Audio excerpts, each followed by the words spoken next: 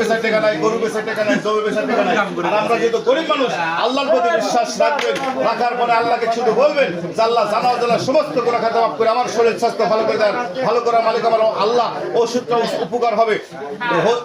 রূপমান হাকিমের কিতাবের ফরমান অনুযায়ী আমাদের ওষুধটা তৈরি করা। আপনার দামের কথাটা বলা যাবে কি না? কথাটা কি বলা যাবে? ধন্যবাদ। এরকম একটা প্যাকেট দাম দেবেন মাত্র আমাদের 300 টাকা দাম দেবেন। ব্যাপক পর্যন্ত শান্তি পাবেন, ব্যাপক পর্যন্ত তৃপ্তি পাবেন। স্টল বাজার আইসের কাছে টাকা নাও থাকতে পারে, আমি একটা সুযোগ দিয়ে গেলাম। সুযোগটা না হলে কিন্তু হয় না। ওখানে আমার একটা নাম্বার থেকে গেল বাবদান।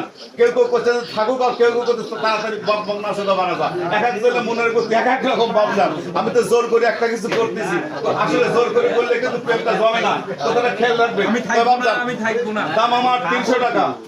এখন এই মুহূর্তে চলে দেবেন 100 টাকা, 200 টাকা বাকি থেকে গেলাম।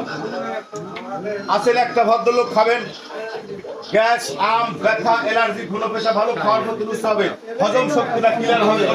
পানির কালোজিরা মৃত্যুবাদিত সর্বরোগের মহাঔষধ। গাছের প্রতি বিশ্বাস ভক্তি রাখেন। এই যে যারা সনাতন ধর্মের লোক, এরা একটা গাছকে কিন্তু সম্মান করে ভালোবাসে।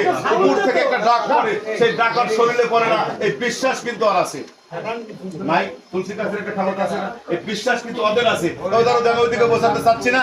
আছেন কি একটা লোক, আমাকে দাম দেবেন এখন 100 টাকা, আছে পরে দিবেন 200 টাকা। নাই, ভালো থাকে, সুস্থ থাকে। টাকা এখন দেবেন কা? বৌমা যখন টানি সর মারবে সেই সময় টাকা দেবেন, তার আগে